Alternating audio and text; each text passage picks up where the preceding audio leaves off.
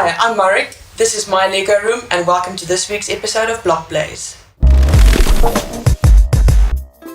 So Lego has been a part of my childhood from the beginning. We had a nice large collection growing up, and I think my best memory of Lego as a child is that in the July holidays we were allowed to push away all of the chairs in the living room and we could throw out the Lego for the whole 3 weeks of the July holidays, and kids would just come and go and we would just build Lego for 3 weeks non-stop. As I got older, I got into more technique kind of stuff, and then inevitably student days roll around and you forget about Lego for a little while and you get busy with studying and adult things and that kind of thing.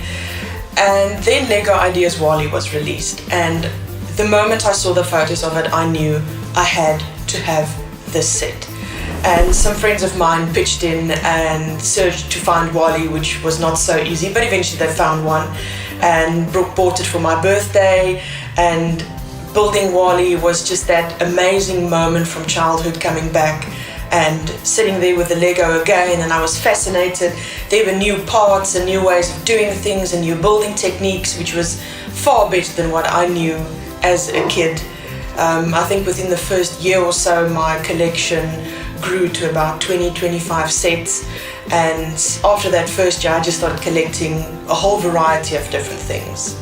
I started my adult journey mainly in technique and got a whole variety of different technique sets, and as time went on I discovered creator expert vehicles, and I absolutely loved building them. And from there on out I started collecting various other kinds of things, Brickheadz. I have a collection of dragons which I absolutely love, and I just collect sets and buy and build sets that I think are fun and enjoyable. So I think it's a natural journey to go from a collector building normal sets into eventually mock building. And for me the journey got started with the creator expert VW bus. I didn't much like the interior of the VW bus with the shower and all of that kind of thing, and decided I want mine to have the typical red and white leather seat. So that was the first mod that I did effectively, is to pull the interior out, redo the windows and all of that, and put seats in. And I think from there on the journey into mock building really started. And I think it's a process that you go through. You need to learn how to mock the kind of things that you like mocking. And I think the first thing that I built that I was really deeply proud of, that I built from the start, was my Asterix and Obelix Brickheadz. When the Brickheadz came out, it was a tremendous amount of fun. That really childhood love and fascination for Lego, I think, really came out with the Brickheadz. And very quickly I realized that my two favorite characters, Asterix and Obelix, would actually be pretty easy to turn into Brickheadz. And within a couple of weeks I'd hopefully perfected, at least I think, the look of the two characters. And they are here with me. I'm going to keep them on display permanently, likely. I don't think I'll ever break them down, and they have a really special place in my heart. I also built a Wizard of Oz little vignette a couple of months ago. My wife is a huge Wizard of Oz fan, and I just wanted to capture that and just create a little scene where you've got the characters and the different parts that they go through, the Emerald City, and how the characters get picked up along the way on the yellow brick road. And it's also got a rainbow in the back, which I'm particularly proud of. I think it came out quite nicely, and it was just a fun little build to put together and create something just exciting for the characters.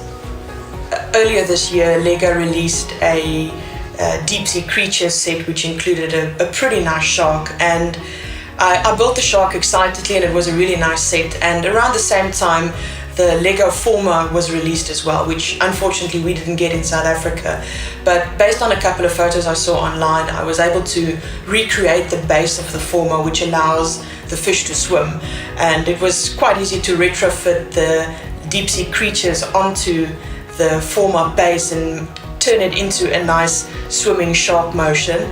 I added a little bit of an underwater scene to it with various kinds of sea creatures, and then I just felt that, sharks are vicious creatures, and decided that this shark specifically is going to go after a fisherman who I think was poaching, and so he's in a pretty bad shape at the moment, coming out of the mouth of the shark.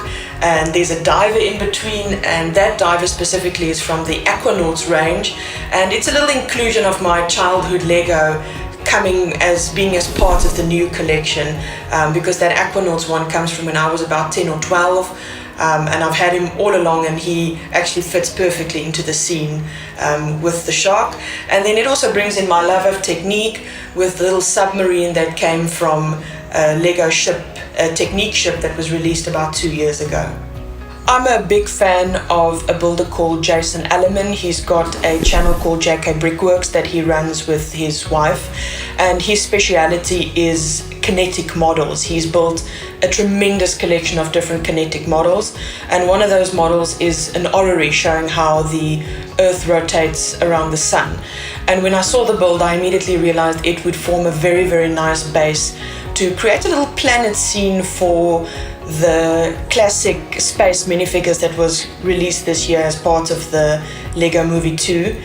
And so in the interior we've got the space guys doing their thing, exploring a new planet, and then turning around them or revolving around them are two planets. These are Star Wars planets that came out a couple of years ago, and they've got a little mini Star Wars spaceship going around them and a satellite, and it just creates a very nice display piece of this rotation that you can imagine happening up in space with these classic space guys just exploring and doing their thing. Just as my adult Lego journey kicked off, I did what I guess most people do and went online and see what I could find. Were there other people like me? Were there other fans, especially living in South Africa? And I found a reference on lego.com to lugs, and I started searching, and eventually I found a lug in South Africa. I was very excited about that, called ZALUG, and excitedly I wrote them a mail saying I'm so happy that there's another community of adults out there. And a few days later, Joe, who was the chairperson of ZALUG at that stage, gave me a call and said he was so happy to see my email and whether I'd consider starting a lug in the Western Cape. And honestly, the thought never crossed my mind, but I said, okay, what does it take? And Joe was so amazing. He offloaded all of the knowledge that he'd built up working with ZALUG and shared everything that they had with me. And naturally, I felt the starting place would be a Facebook group, a website and a logo. So off I set and created these items. In February 2017, we had our very first meeting.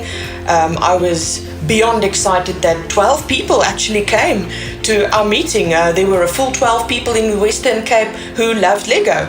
Obviously, since then, we grew quite a bit, and at last counts a few weeks ago, we were at 45 members, and I'm really proud of where our lug has gone. We've put up shows, and we've created this wonderful little community of people that have become very, very good friends with one another, who we talk on a daily basis, we share tips, and we've just created a wonderful place for adult fans to go and to talk to one another and to get together and just to share their love of Lego. That's it for this week's episode of BLockBlaze. Thank you for visiting my Lego room.